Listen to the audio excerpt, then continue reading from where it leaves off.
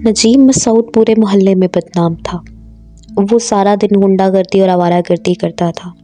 वो इस मोहल्ले में कैसे आया आज तक किसी को मालूम न था, लेकिन सुनने में ये आया था कि ये मसूद यावर साहब का बेटा है, जो वकील थे और काफ़ी अरसा पहले वफात पा चुके।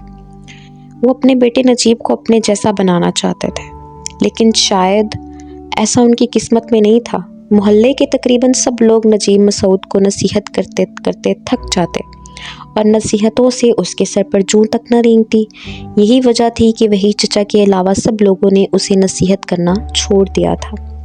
वही चचा अक्सर नजीब को समझाते, मगर वो उनको बुरी तरह झड़क देता। एक दिन असर की नमाज पढ़कर काफ़ी अफराद मस्जिद से बाहर निकल रहे थे और आपस में गुफ्तगू कर रहे थे। गुफ्तगू का मौजू नजीब ही था। सब अपनी हैरत का इजहार कर रहे थे कि नजीब भी आज नमाज पढ़ने आया था।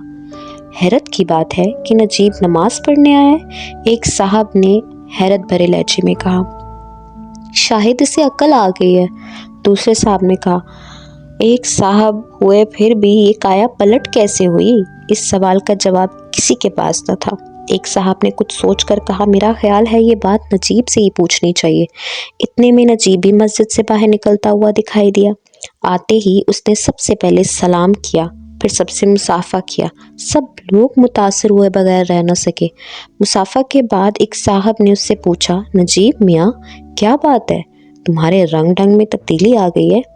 हमें इस बात की बहुत खुशी है, लेकिन हम इस तब्दीली की वजह मालूम करना चाहते हैं। नजीब ने जवाब दिया कि मैं अल्लाह का लाख लाख शुक्र अदा करता हूँ कि मैं सीधे रास्ते पर आ गया, और इस तब्दीली की कोई ख़ास वजह भी नहीं है।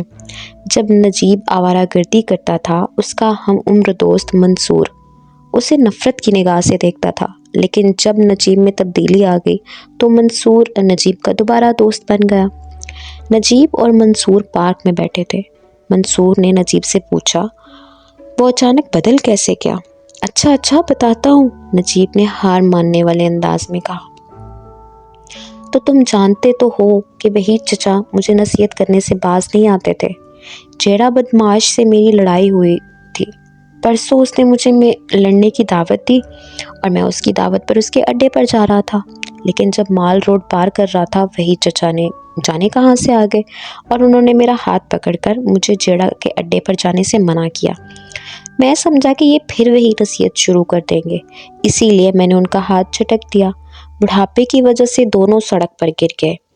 मैंने कोई ध्यान नहीं दिया, इतने में एक तेज़ रफ्तार गाड़ी ने वही चचा को कुचल दिया। मैंने करबनाक चीख की आवाज़ सुनी तो पलट आया। देखा तो वही चचा खून में लथपथ ज़मीन पर पड़े थे। थोड़ी देर में वहीं एक हजूम इकट्ठा हो गया। मैंने फ़ौरन चचा के पास जा पहुंचा और उनकी हालत ख़राब थी। कुछ देर के मेहमान थे। मैं उन्हें अस्पताल ले जाने के लिए खड़ा हुआ, लेकिन उन्होंने इशारे से मना कर दिया और कहा कि ज़िंदगी में आखिरी बार तुम्हें नसीहत करता हूँ कि ये बुरे काम छोड़ दो। उसके बाद उनकी गर्दन ढलक गई और मैं फूट फूट कर रोने लगा और उस वक्त को कोसने लगा जब मैंने उनका हाथ झटक दिया था। ये कहते हुए नजीब की आंखों से आंसू जारी हो गए। मंसूर की आंखों में भी आंसू रवा थे। आखिर वो तुमको जेड़ा के अड्डे पर जाने से क्यों रोक रहे थे? मंसूर ने गमगीन आवाज में पूछा। नजीब ने भी जवाब दिया कि मैं दरअसल ये समझ रहा था कि वही चचा महज अपनी नसीहतों के लिए मुझे रोक रहे हैं, लेकिन असल बात तो मुझे बाद में पता चली कि जेड़ा बदमाश ने धोखा दिया था। वो मोहल्ले में अपना रौब जमाने के लिए मुझे रास्ते से हटाना चाहता था। इसने अपने अड्डे पर नाजायज़ असला रखवा दिया था और ख़ुद गायब होकर पुलिस को फ़ोन कर दिया था कि अड्डे पर असला फ़रोख्त हो रहा है, और अगर मैं वहाँ चला जाता तो पुलिस मुझे नाजायज़ असला की ख़रीदो फ़रोख्त के जुर्म में गिरफ़्तार कर लेती और जेरा बदमाश गवाही भी दे देता। लेकिन अल्लाह पाक का लाख लाख शुक्र है कि वही चचा की आखिरी नसीहत काम आ गई और मैं वहाँ ना जा सका। तफसील बताते हुए नजीब की आंखों से आंसू जारी थे।